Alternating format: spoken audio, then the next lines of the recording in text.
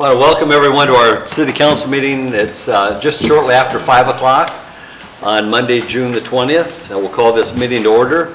And if everyone would please stand and join me in the Pledge of Allegiance. I pledge allegiance to the flag of the United States of America and to the republic for which it stands, one nation, under God, indivisible, with liberty and justice for all. Roll call, Deb. Brad. Here. Rodney. Here. Tyler. Here. Ellen. Here. Jody. Here. Harvey. Here. Thank you. Entertain a motion to approve this agenda. So moved. I'll second. We have a motion and a second. Is there any discussion? Roll call, Deb. Brad. Yes. Rodney. Yes. Tyler. Yes. Don. Yes. Jody. Yes. Harvey. Yes. Motion carried. Thank you. Across the mayor's desk, just want to thank Riker Brindley for being our videographer today. And the 4th of July holiday is actually a week and a half away, and we just hope that everyone has a safe holiday.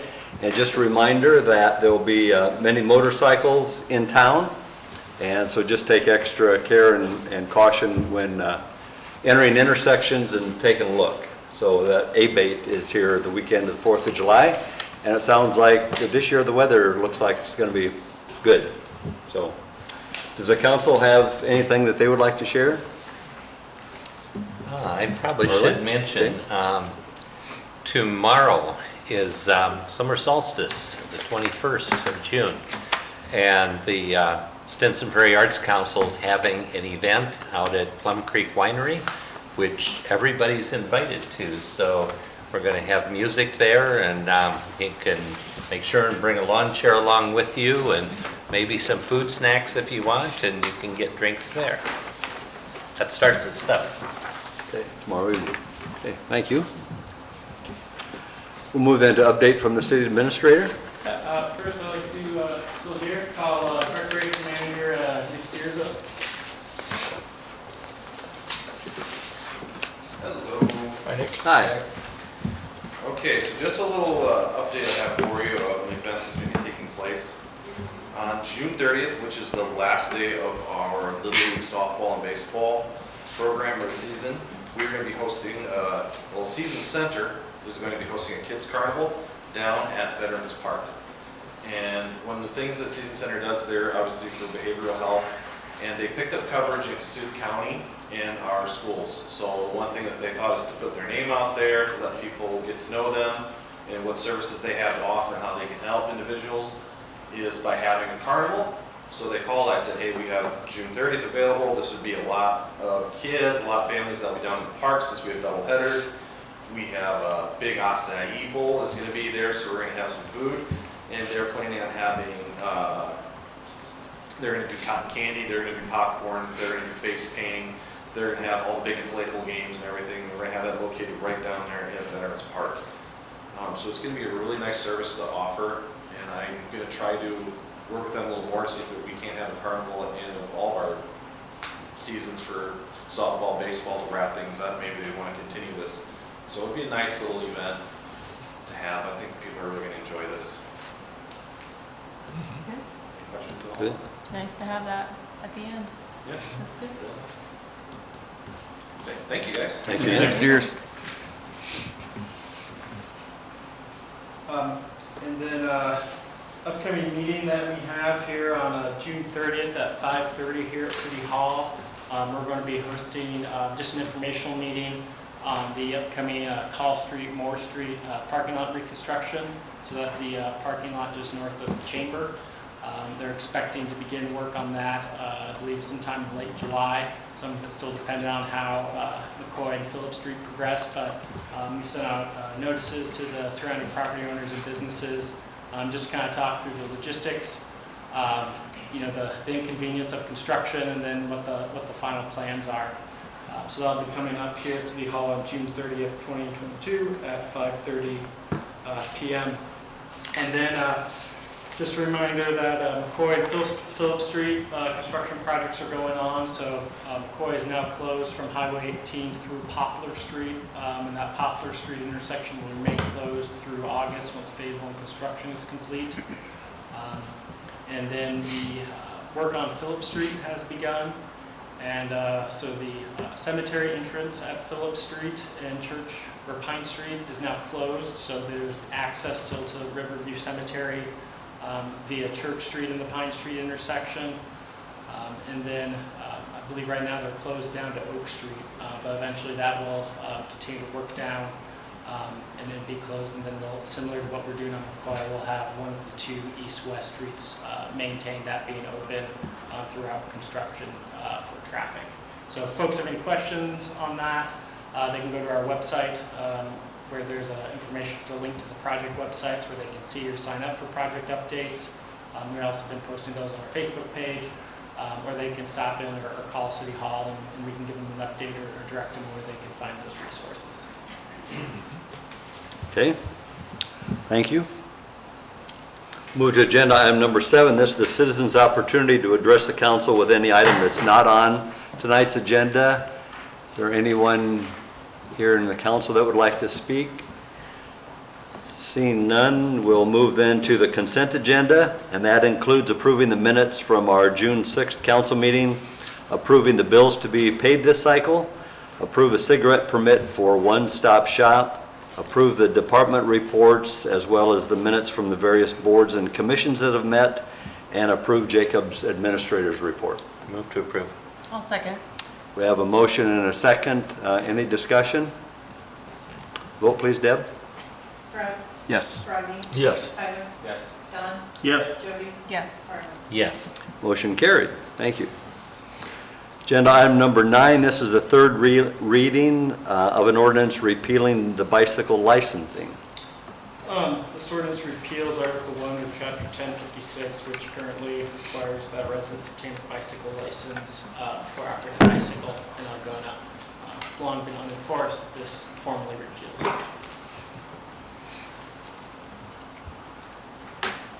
Motion to waive the third reading. Second. We have a motion from Rodney, second from Tyler. Any discussion? Vote please, Deb. Brad? Yes. Rodney? Yes. Tyler? Yes. Don? Yes. Jody? Yes. Harley? Yes. Motion carried. Motion to approve the third reading. Second. We have a motion and a second then to approve this third reading. Any discussion? Vote please, Deb. Brad? Yes. Rodney? Yes. Tyler? Yes. Don?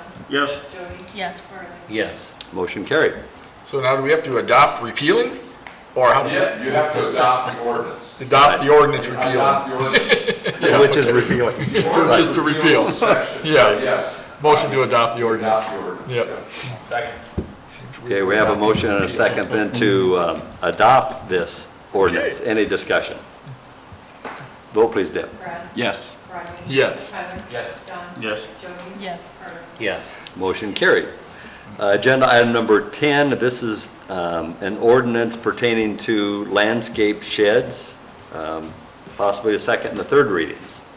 Yes, we have both readings listed on the agenda. This would allow for by special exception, which requires Board of Adjustment approval for the placement of a portable landscape shed no greater than 120 square feet with no utilities connected to it to be placed upon a residential, multi-family residential zoned lots. I know at the last meeting at the public hearing, there was some discussion on the size of the shed. And I think there was a comment made about, well, that can be something considered by Board of Adjustment. I guess I would advise council that if there's concern about the size of the shed and maybe wanting, or the size of the building, wanting to increase that, the ordinance itself would be the avenue that we'd want to address that with. With it being a special exception, to apply to Board of Adjustment, so you have to show a hardship in order to obtain a variance. So it's hard to show a hardship on something that's granted by special exception because you don't have a by right ability to do it to begin with. And what we don't want is items going to them where it's, for not a legitimate reason, just because I want it bigger. So if there's any kind of question about 120 square feet, I think the route to go would be to change the square footage of the ordinance as opposed to depending on the Board of Adjustment to issue a variance allowing for a bigger shed. I don't know, I've been thinking about some buildings I know of that are like 8 by 10 or 8 by 12. 10 by 12 is pretty roomy for the purpose that we're providing this for. Holding a mower, tiller, snow blower, whatever. Probably not even a snow blower is for it, because this is for vacant lots. Yeah, I think that 120 is plenty of room for the intention we have. Now, if a person wants to expand on that and basically make a little cabin, that's not the intention. We don't want to do that. I agree with Harley. I can see their point. By the time you would put shelves in there on the sides and then drive a lawnmower in, get a 60-inch deck, or even if you just have a 42-inch deck, you got 4 feet, and now you've eliminated 2 feet on each side of the shelf, so you really can get.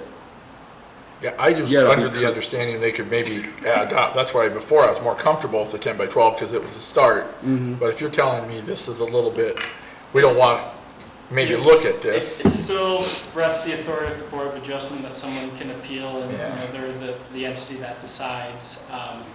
But that's supposed to be for mitigating circumstances. That and I don't even know off the top of my head like what those would be as a hardship. Unless it was like the topography of the lot was such a weird shape that to get a building, that's kind of one that's standard spec that would, fit, and maybe it has to be very narrow, that they only come in so many dimensions, and, but it would have to be for a reason other than, I've got bigger equipment. Yeah. That would not qualify as a hardship. Yeah, I agree, we don't want a 30 by 40 building on there, nobody wants that, but, is a 12 by 16 out of line? Well, and I think when the If up to, is that out of line for a shed? when the planning and zoning looked at this, the intents for maintenance, or like a garden shop, things like that. I think they definitely wanted to avoid the scenario where you could use it as a garage for a vehicle. Yeah, that's a concern I would have about making it too large.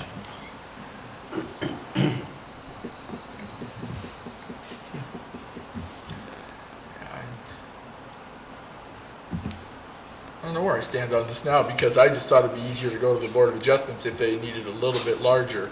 But it sounds like it could be a difficult or a process that, Yeah, I mean, you could go to it, but if they can't prove a hardship, they just want it a little bit bigger for, yeah, like you said, to put shelves, they wouldn't have that choice, probably. yeah, and yes, ultimately it'd be up to the board to decide. But this process has been long enough too, and how do you move it forward? Keep going back and forth. Yeah, I mean, you could That's the other that's a thing. 120, see how it goes, and if every so often needs to be adjusted, we can. A few years ago, we were constantly getting requests for larger garages.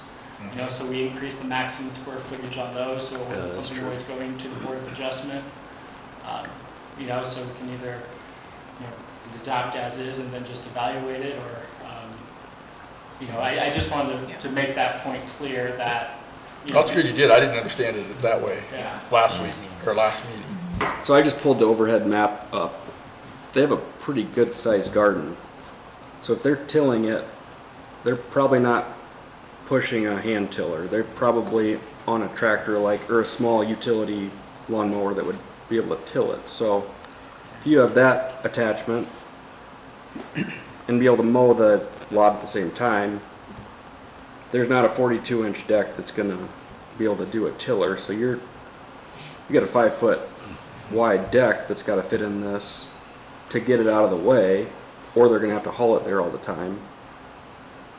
But just that equipment alone to work that garden, that takes up a good chunk of space.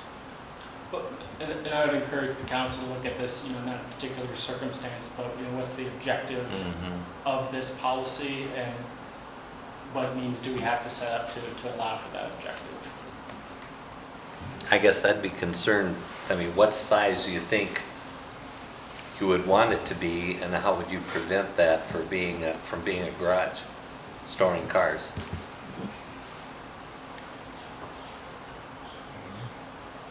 That's a concern I'd have about making it any larger. Maybe you don't see that way, or? I guess I look at it like they have a garden there. They're the people, they're the specific situation where we're making this exception for, the way I understand it. So, It's to start the conversation for sure, yeah. But it'll be for But- other situations too, though. right, And we don't want to create another garage right. in places like this. How much space do you need to store a car? That's the question.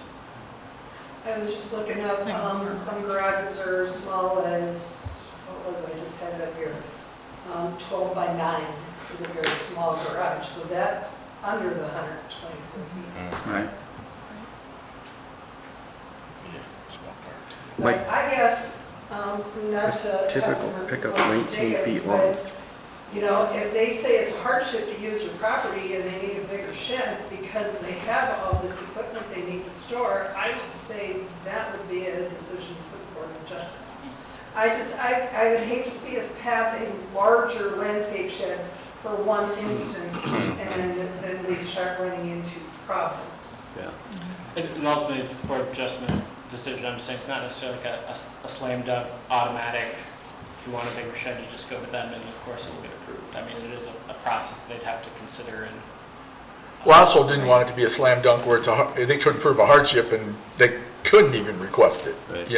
Well, Right. they gotta go to the Board of Yeah. Adjustment for the special exception anyway, so I would think at that time, It'd be easy enough to, we double up applications, that one's contingent upon the other. we wouldn't make them pay for 2 Board of Adjustments. No. They would have the one and they can Yeah. get a special exception Yeah. and variance. And the garage is a good example, because this can be referred to in the future as well, just as the sizes of garages were in the past. So this can be dealt with again. So, if there are several more people that find this need. Yeah, I agree. Most We're not vehicles are gonna, 16 feet alter this and not, and maybe nothing else happens, no one else comes to us, and then we alter it for one instance. We just have to wait and see if we get more requests, and then maybe alter it in a couple of years. We have to. I just, like I said, I just would like to see them be able to put a shed that's workable for them and not just, So, the length of a Toyota Camry is 16 feet, which is a mid-size car. So if we just don't allow a 16 feet deep shed, you can kind of work backwards from that will eliminate most people using it as a garage by kind of looking at how big a car just is. From our point of view, we'd probably prefer just a square footage number, and that allows flexibility on what, so if, we wanted to look at 150 square feet, but that you can still get, 16 plus 9 on the side to get a car in there. Wouldn't get out very easy, but yeah, you're right. Well, and even if you have one this size, it can still park a 3-wheeler motorcycle in there. Yes. So now it's a garage. So, At what point can we just Yeah, trust that the reason pointing a we're... mower in it can be a garage. It's got 4 wheels. At what point do you stop Can saying we it's just a garage? let our citizens take the responsibility on themselves? It's a special exception to begin with. We'll probably have a pretty good idea if there's ulterior motives. Well, it's, it's trying to look at the, we know we got one for sure, and I think, the whole reason for doing this is to is to accommodate that request, but just making sure it's sticking with, what our objectives are. And I think it functions as an accessory use, which isn't otherwise permitted, and is really for helping maintain the property or, use it for a garden, not for, even if it's not a vehicle, not just, a storage shed, just for the, overflow storage from your house or anything like that. You want to keep it right-sized. So Paul, if we edit this anyway, does it go back to the first reading then, or can it continue? You can amend at a second reading. Don't be waiving, you won't be waiving the third though. Oh, Yeah, sure. you're right. Yes. If you're gonna amend tonight, you Yeah. can amend at a second reading. Okay. So 12 foot by 12 foot would be 144. 44. We could, that's. 12 by 14, 168. Yeah. I don't know what limit. You could set a maximum width. I mean, square footage, I agree Yeah. with, but if you set a maximum width where the actual door is that you would enter, you would eliminate a lot of problems too. But are you talking now you're gonna have a custom built shed? Once you change the dimensions of something, then you're gonna have to have somebody custom build something instead of them just buying a shed and rolling it up there, and placing it. I mean, are we making it harder on the person eventually too, if we change the dimensions out of a go to Menards and buy a shed, or go to the guy on 169, sorry, I don't know his name, that sells sheds. So are we making it harder on people? And it needs to be a portable structure. Horrible, okay. So how big is it not portable anymore? That's kind of why we went with the 120 square feet, so Yeah. then you could put on the back of the trailer and haul down the street without special permits. Because special exceptions go with the owner. So when, You said for example, like Little Sprouts Daycare, they're granted a special exception to operate a daycare. If they were to sell that building or stop operating a daycare, then, and another daycare wanted to go in there, they'd have to go and get permission again. You can probably coordinate it to make sure you're getting that before it transpires, but that's the other reason for portable not being utility. Whenever it changes ownership, a special exception is void, and the shed would need to be removed, and/or, they coordinate and apply for a special exception be granted, with a purchase offer contingency, and then it's, approved and can stay. And sometimes that's not conveyed to the new owner. I mean, sometimes that gets missed, and then they don't know. Special exceptions, those are recorded around the courthouse. You said portable 12 by 24 foot by 18. Okay. So So as they long as it's not a should- 12 foot wide, you can yeah, carry it I'm down just the street. saying, I think it's missed.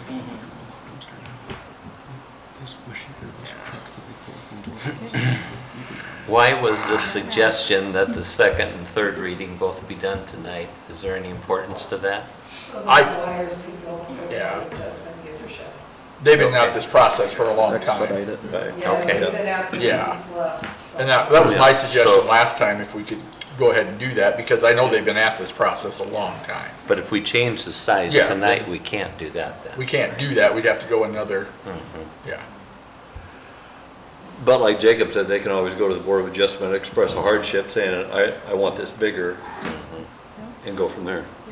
Well, that's what I said, I just, until that tonight, the hardship, I guess maybe there's a way you can prove a hardship, but I just didn't want it thrown out at the Board of Adjustments for looking at if, Well, yeah, it's something they can definitely, consider. It's just, I guess the short version of that is if council would like to allow something, they should allow it.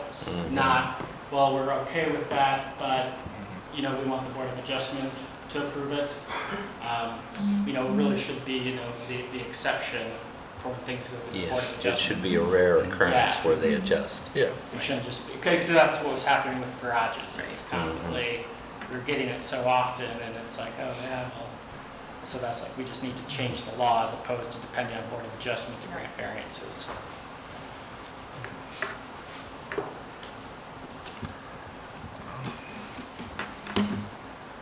Again, it's a start, I hope we continue to look at it if we move ahead with it, at least. It is a start. I think it could be a little on the small side, but I would, in my mind, move ahead with it only because I want them to get going. I know how frustrated they've been with this process, and I know they appreciate the fact that we're looking at it, but, and we're putting a special acceptance together, but Well, it's a start. after the discussion then, and with that in mind, I would move we waive the second reading. Second. Can we waive second and third together or not? If we're not changing it. If you're not changing it, yes. That's what I thought. we Okay. could waive. Then I'll change that to waive the second and third reading. Second. We have a motion from Harley, a second from Don to waive the second and the third reading. Any I discussion? want to be, but I'll say yes. Roll call, Deb? Brad? Yes. Rodney? Yes. Tyler? Yes. Don? Yes. Jody? Yes. Harley? Yes. Motion carried. Move that we approve the second, third reading. Second. We have a motion from Harley, second from Don to approve the second and third reading. Any discussion? Hearing none, roll call, Deb? Brad? Yes. Rodney? Yes. Tyler? Yes. Don? Yes. Jody? Yes. Harley? Yes. Motion carried. Move to adopt. Second. We have a motion and a second then to adopt this ordinance. Any discussion? Roll call, Deb? Brad? Yes. Rodney? Yes. Tyler? Yes. Don? Yes. Jody? Yes. Harley? Yes. Motion carried. Thank you. Okay, agenda item number 11. This is a resolution pertaining to a grant agreement. We'll start, I'd like to invite Nettie Renshaw and Assistant Chief Mark Baccia to come up.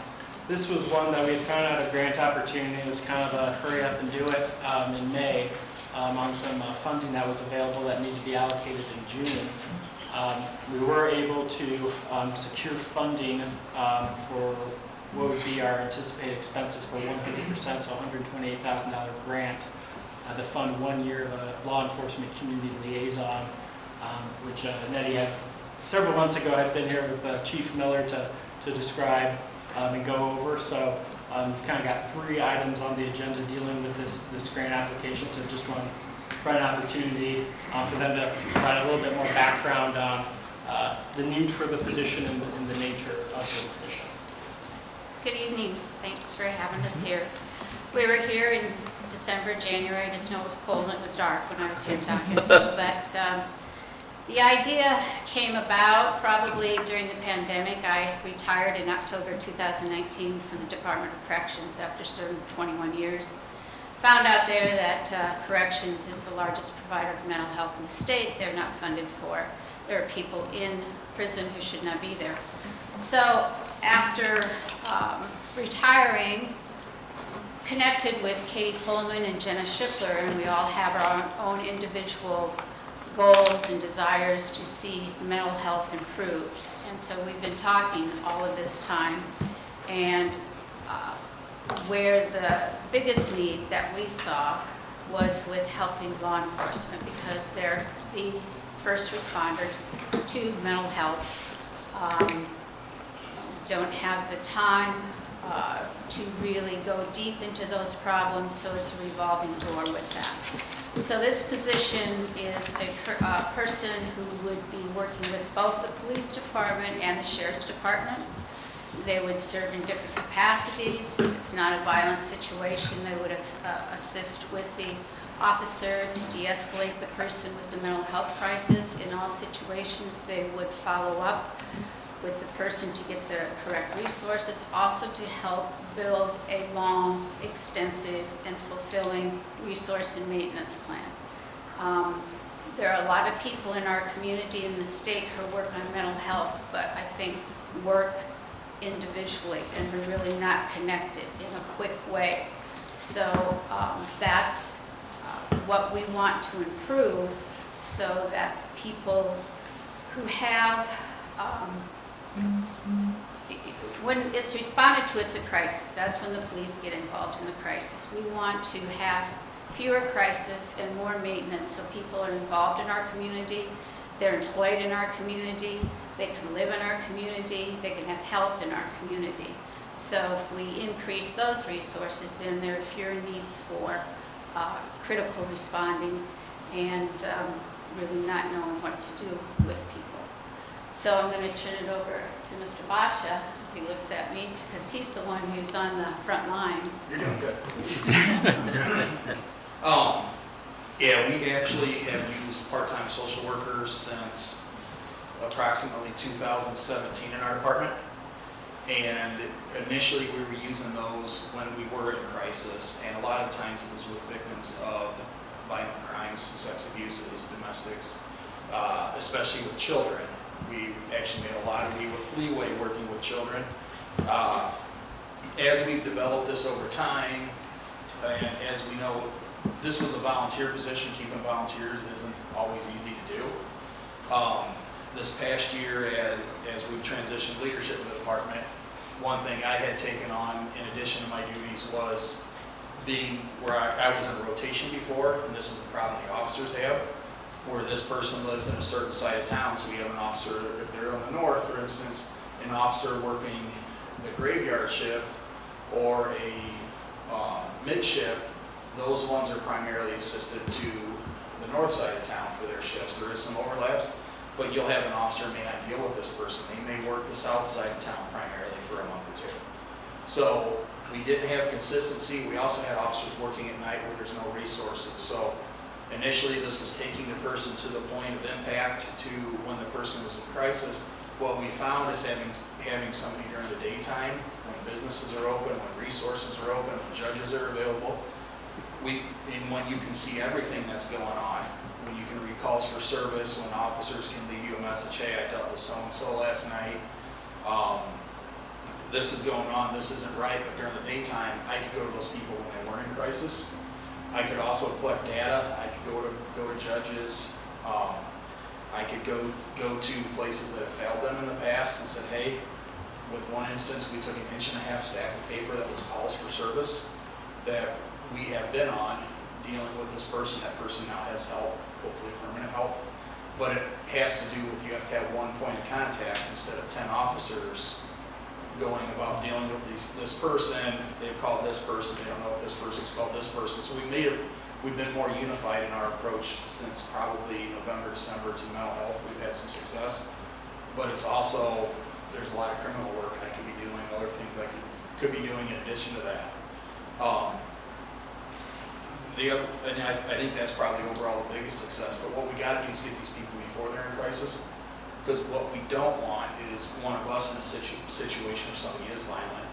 And a lot of the time, when we're with somebody who's violent, it's a situation where we've dealt with them on multiple other calls in the past. When they weren't violent, we had one night I was involved, we had 2 officers injured in a violent fight with somebody that was in crisis. 5.5-minute ground fight with somebody, and that's one of those things we want to avoid. And then as we talk with the other first responders, we deal with the medical side, and we've actually done it on medical calls. We're always on the road, so we get there before the ambulances. When we get there, we don't really have a medical call. What we have is we have somebody with no resources. Even earlier end of last week, we had an elderly person who were out on call. They needed elder bridge. They had no support. They were living alone. They had some issues that needed responded to. So that's what our call came into, was getting that person resources. As we've done this, the ambulance crew has been working with us. So this community liaison position is a position not just for the police department, the sheriff's office. It's actually really, truly a community liaison position, because when you talk to some of these neighbors of these individuals, they're upset, the garbage, the hours, the police always there. It's actually a position that's going to help the quality of living in the community, but most importantly, it's going to help the quality of living for that person that really needs to catch those resources. Additionally, we will be very specific about the data that Mark said in terms of what kind of call is it, because as he said, it goes out in one kind of call, but the information as it develops shows it needs these resources. So we'll be able to show factually, the end of the year, the end of the 2-year, how much time would an officer have had to spend on this, with this liaison in place, who would be building and connecting with resources. This person would not provide the resources, would not be the therapist. It would be the point of contact and connecting all of the agencies who are needed for that specific person. And the most important thing of it is follow-up and continued follow-up. None of us do well when we don't think we belong. And that's something we just have to pull down that wall, because everybody belongs in our community. Okay, Mark, you just made some comment about, you know, the scenario where it's not just that household, it affects the neighborhood. Yes. How would you see this liaison working to correct that? Would you deal with the neighbors? Would you deal with City Hall? How would you deal with that? Okay, How would they deal with that? It's a good question, Harley. Actually, what I found, everybody always talks about young police cadets in their interviews. They talk about community policing because it's a cliche thing. If you want to do community policing, you listen to your community, you handle the calls you're assigned to. And that's what it's doing when they're calling. They're talking about, they don't need you to necessarily come back and say, hey, I talked to your neighbor, they're going to pick up the garbage, we're going to move those old cars. They just want to see that things get done. That's what they want to see. They want to see that things have changed in their neighborhood. And we've cleaned up some houses recently that were tied to mental illness. It's connecting. When you look at the resources we talk about pulling in to help somebody, it's not police work. We're sitting down. Where's your children? Where is this? Sometimes we're making phone calls. We've had to run to the bank. We've given gas cards. There's so many things, and we're finding them because in this community, people call police when they need anything. If it can't be solved by anything they can find, they call 911. We go on a lot of calls, but we're finding a lot of these people haven't had access to resources. They don't know they're available. One of them, they haven't had many positive pro-social role models in their lives. That person can do role modeling. That's one of the things we've talked about with this position. If we're going to make long-term lasting change in the community, it's going to be with the children. So one thing with this community liaison position is getting into the schools with us. This year we've done cops and cupcakes. Some of the teachers have given some motivational items out to their students. If you can accomplish this by working together or do this, the police department. So there'll be a few of us show up with cupcakes. The kids love it. They're playing kickball out on the playground. We've given out toys to kids who have done reading competitions. And we start building that trust at a young age in some of these marginalized families we deal with. They know that their children are coming home and we're good people. That's opening the door. Not all these people are always going to trust us. There's always going to be some conflict. But if we can make the children's lives better, if the children can trust us, maybe we're helping the next generation.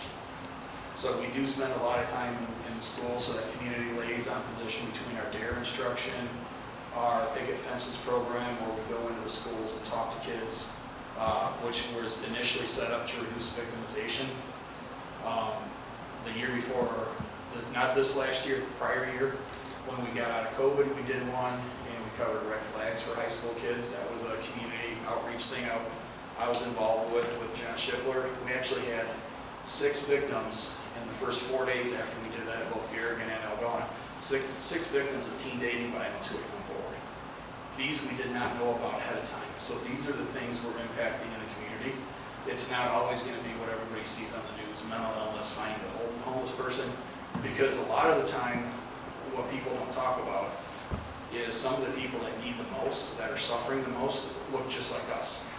You know, we don't always know who they are, but they come to us through the calls. And that's where we're finding it. For whatever reason, they're not getting services, they're not going, something's not working.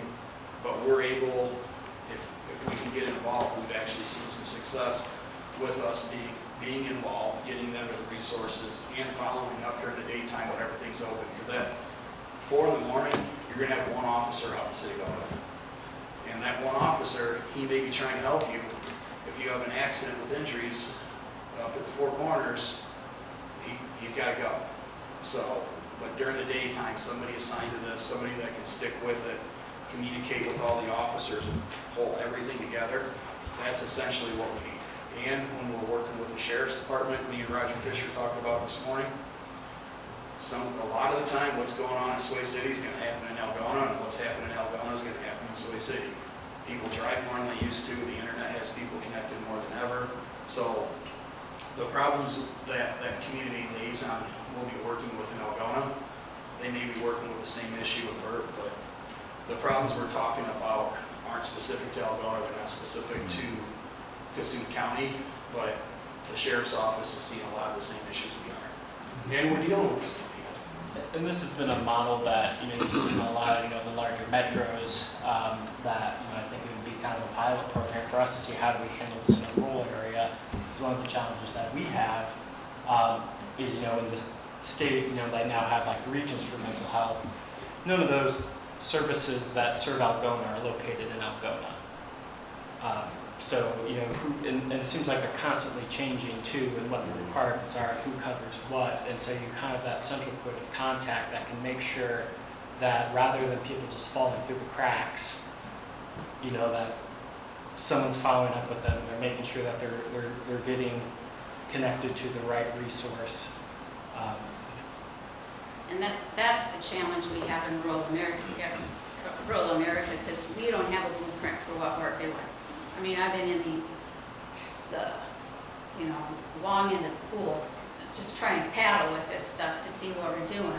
Cities like Waukee, Burlington, Ames, Cedar Rapids, they have it established, but they also have established facilities that they can partner with.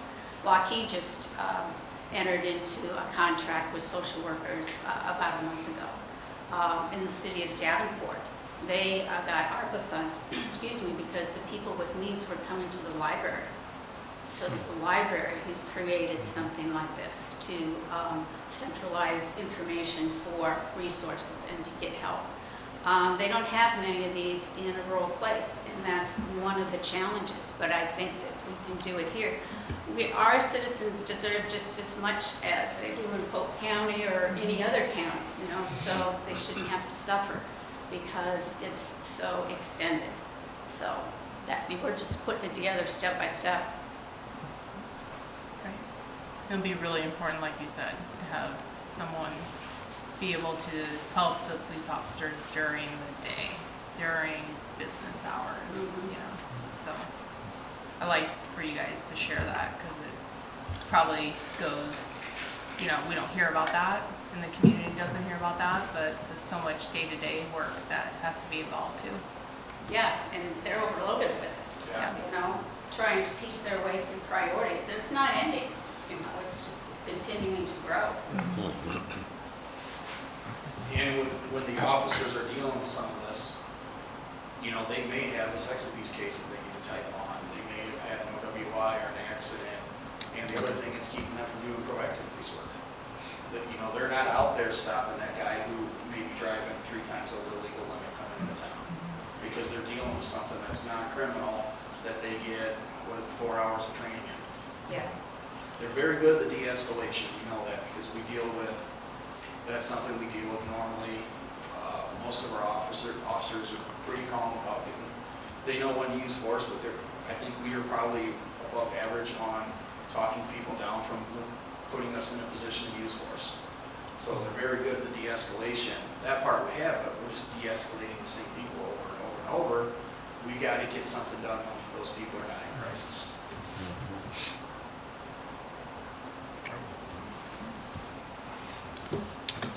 No, I think we talked about it before. We were kind of committed to 2 years. We wanted to get behind this, and with this grant, it allows us to get started and see what we can do for the second year. So, Very appreciative.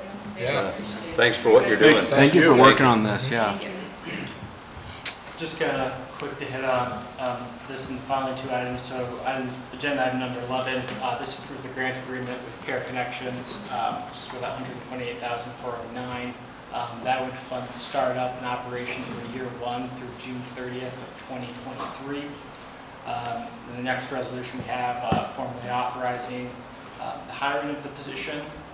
And then item 13 is a resolution allocating ARPA funds. The way that's written is we would allocate $75,000 of city ARPA funds that would be used to fund the operations of this position from July 1 of 23.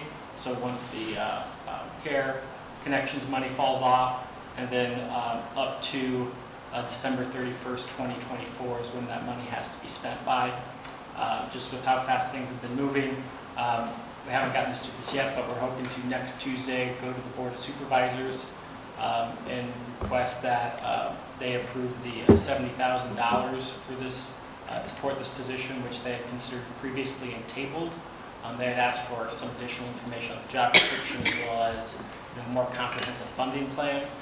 If we're able to get that $70,000 from the Board of Supervisors, which they had discussed, plus the $75,000 we would allocate tonight, that would fund the position through that December 31st, 24.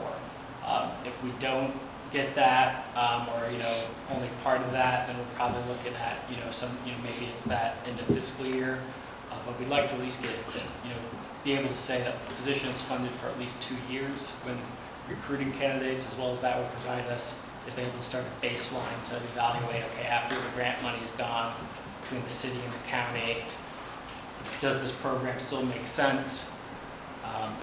And if so, how do we fund that? Where are the resources going in terms of a cost share?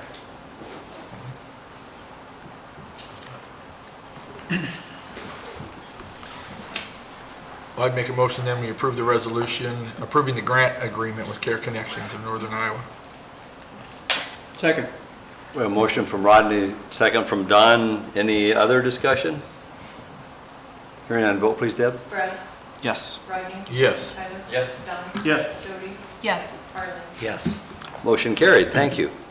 Then agenda item number 12, as Jacob said, this concerns the law enforcement community liaison and the job description and hiring this individual. Move to approve. I'll second. We have a motion from Don, second from Jody. Any discussion?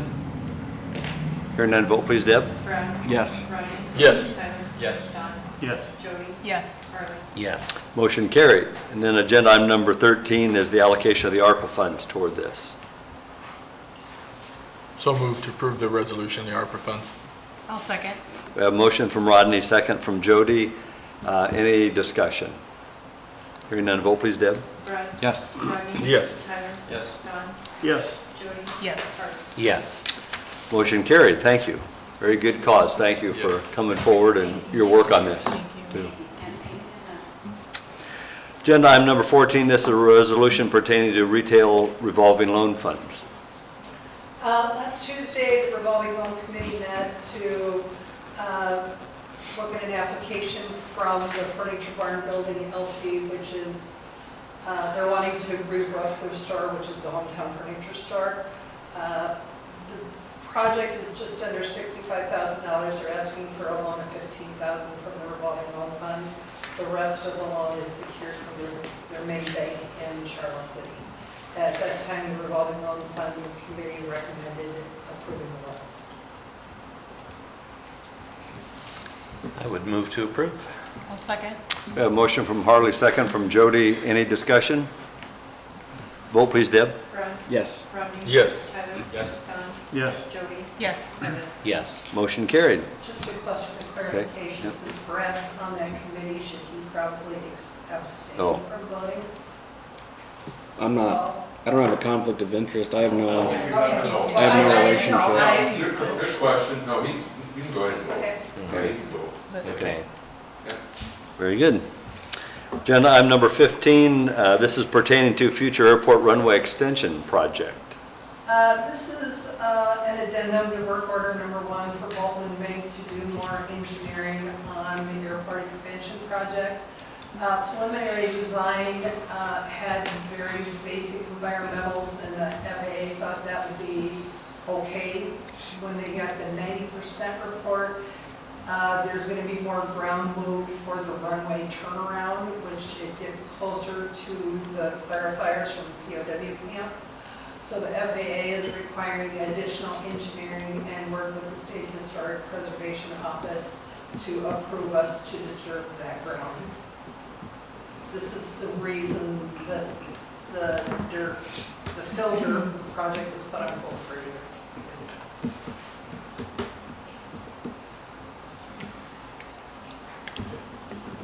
It's federal money, so. Yeah, motion, Motion to approve addendum number 2, work order number 1. Second. A motion from Rodney, second from Don. Any discussion? I would Just- just oh. note that 90% of the costs will be covered by the FAA as Right. part of their grant. Yeah, just thinking what this historic site is rather humorous to preserve. But I understand. Ron Rhodes with Walton May came to the airport commission meeting last week, and he took all kinds of pictures of the monument out there now. So he's hoping that SHPO will be happy with the monument that's out there now and not worry so much about the clarifiers. Might have been easier to move the highway.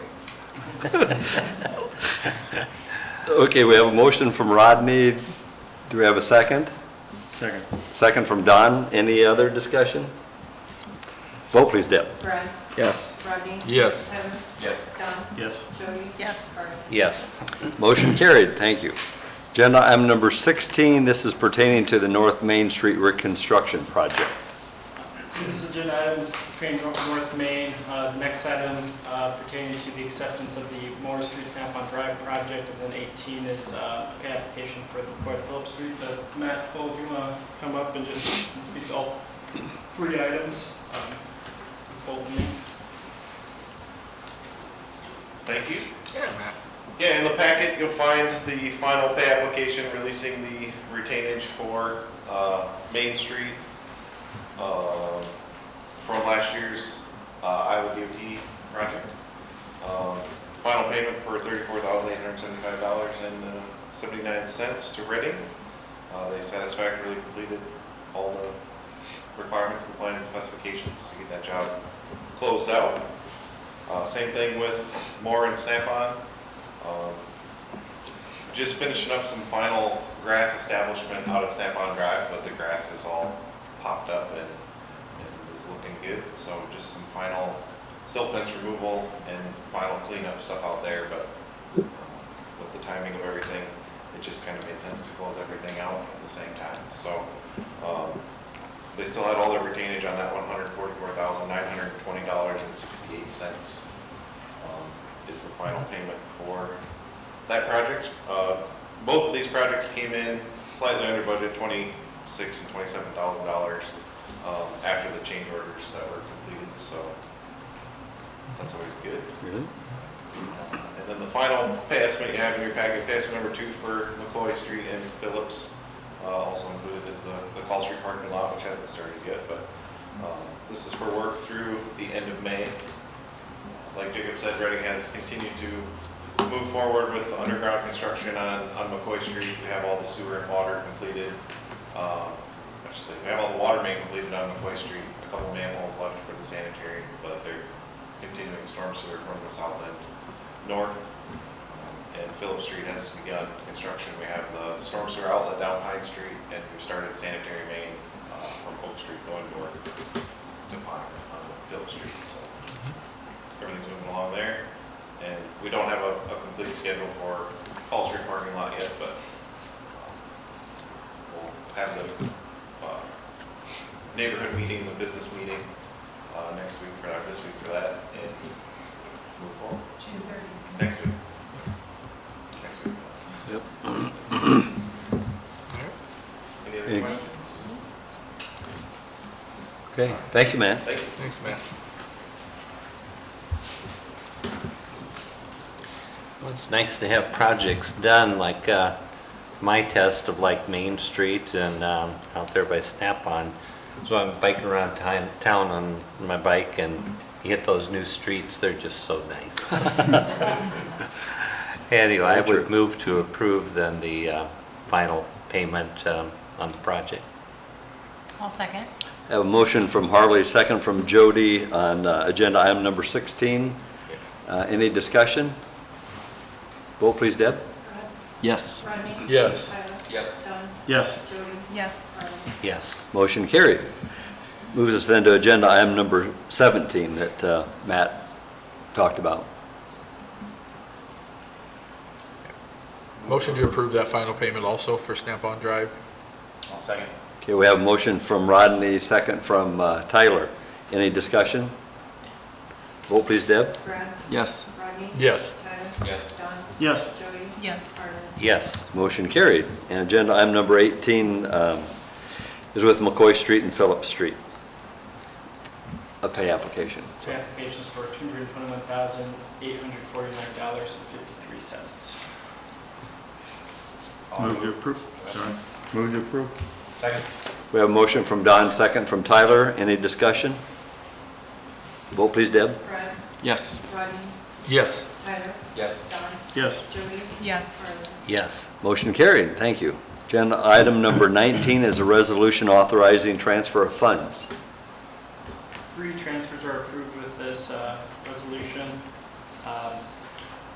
The first one, the Benson Estate funds that were received for the ambulance department were put into a capital account, so it authorizes transfer of those into the ambulance reserve. And then from there, with the balance we already have in there, item 2 authorizes a transfer from the ambulance reserve to the ambulance operating fund, $102,846. That would be for the first payment on the 2022 ambulance purchase. We'll pay this now, and then upon delivery, the final payment will be due in about $100,000 on that. And then item number 3 is a transfer from the general fund in the amount of $122,542.36 to the other federal monies. This was an account we had used, as you recall, a couple years ago when we had the, I think, phase 3 of the airport hangar project, and then we had the several land acquisitions and easements that we had to get.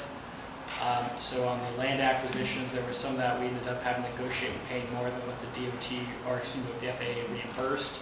And then the airport hangar 2 was federal money, but we had our share that we were responsible for. So all those were billed out of this account, but the share that is, that we were always responsible for from the general obligation fund, now that all those federal monies we've gotten reimbursed and everything's square there. This is the remaining balance, so we just need to transfer that from the general to close out those and zero out the fund. So it's an accounting function. So approve those 3 transfers. I'll make a motion to approve the transfers. Second. We have a motion from Jody, second from Rodney. Any discussion? Roll call, Deb. Brad, Yes. Rodney, Yes. Tyler, Yes. Don, Yes. Jody, Yes. Harley. Yes. Motion carried. Thank you. Agenda item number 20 sets a date and time for city fireworks for the 4th of July holiday. So annually, the city has set the date and time for fireworks, and the fire department is planning on, they are planning on Monday, July 4th, beginning at dusk, so we recommend formally setting the time for fireworks then. And does the fire department take care of who is hired to fire them off, or do we take care of that, or? The fire department, they're the ones that contact and handle hiring the private vendor to do it. I think years ago we did do it. Yeah. Years ago we did. Yeah, but that for a long, long time, we've just hired it out, Okay. Yeah, good. but they coordinate it. Move to approve. I'll second. We have a motion from Harley, second from Jody, to have the 4th of July fireworks on the 4th of July beginning at dusk. Any discussion? Vote please, Deb. Brad, Yes. Rodney, Yes. Tyler, Yes. Don, Yes. Jody, Yes. Harley. Yes. Motion carried. Number 21 concerns Founder's Day. Oh, I forgot to make a plug about Founder's Day coming up at our update earlier. Well, the schedule of events is included in the agenda attachment. We've been looking at how we want to set up for Friday night this year with the 2 Billy Joe's and Peps providing the alcohol sales again this year as we did last year.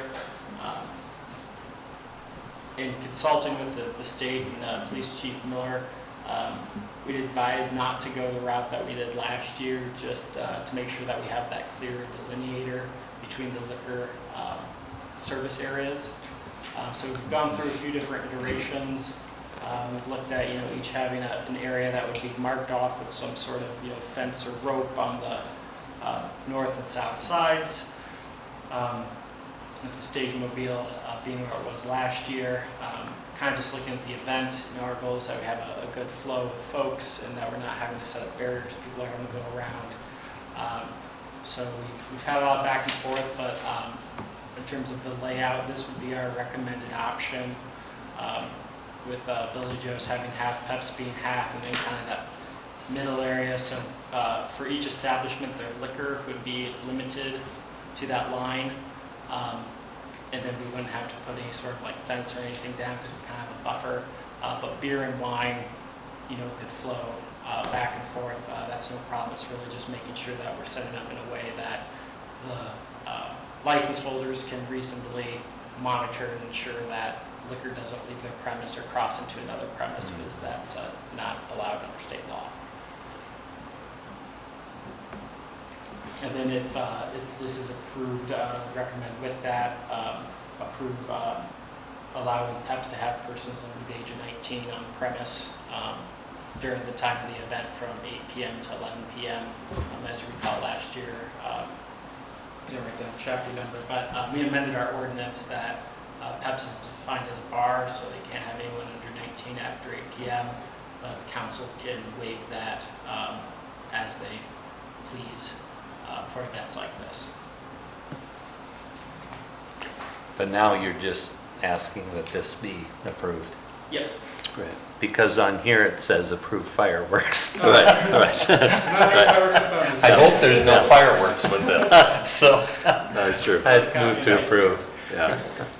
So just clarification, again, with these designated areas, so is there some sort of rope or some sort of barrier then to create this middle space, or how do we know that middle space is there? So the way the state law reads is that you have to have some sort of delineator Right. that basically someone can look at it and know whether they're on premise or not. Okay, And so when you're having something that's abutting, you probably need that physical barrier.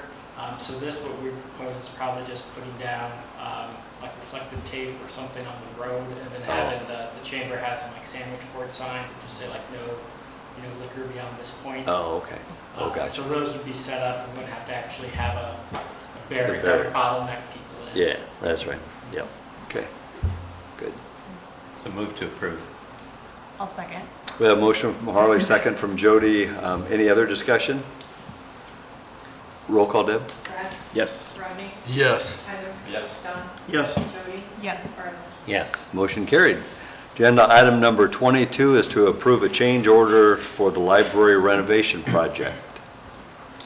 So this was the item discussed in the work session. It is an updated change order to the exterior improvements. So the total amount of the change order would be $669,884. And it would replace the previously approved change order for the exterior, which was at, I think, $247,588. There's been obviously the extensive redesign, so it's only about $420 of additional since that's being more or less swapped out. As we discussed, the library board had voted to approve it at their meeting on June 17th and recommend council do the same. Lori's still here if you have any other questions that have come up since we discussed.